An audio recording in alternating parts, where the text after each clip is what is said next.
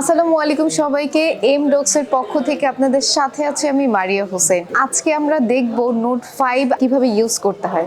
চলুন তাহলে আমরা দেখে আসি নোট 5 আমাদের এই অপশনটি আমরা কি করে ইউজ করব। দেন হচ্ছে জিওমেট্রির কাজ হচ্ছে 3D শেপ।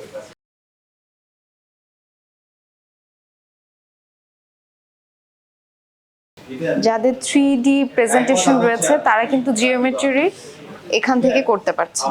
চাইলে ডিলিট করতে পারবেন, রোটেট করতে পারবেন। এই বক্সটা যদি দেখাই, বেশি বড় করে ফেলেছি বোধহয় আমি। এভাবে আপনারা রোটেট করে ফেলতে পারছেন। দেন রয়েছে রুরাল। রুরাল আমরা সবাই জানি স্কেল মাপার জন্য আপনারা এটা ইউজ করতে পারেন। দেন হচ্ছে ত্রিভুজ রয়েছে, এটার নাম আমার একদমই মনে নাই, এটা কম্পাস। সো নোট 5 এর ইউজ আপনাদের আজকের এই ভিডিওতে দেখালাম। সো আমার মনে হয় যাদের প্রয়োজন ছিল নোট 5 এ কি করে ইউজ করতে হয় আপনাদের প্রত্যেকের কাজে আসবে। আজকের ভিডিও এই পর্যন্তই। সবাই ভালো থাকবেন, সুস্থ থাকবেন। দেখা হচ্ছে অন্য কোনো ভিডিওতে।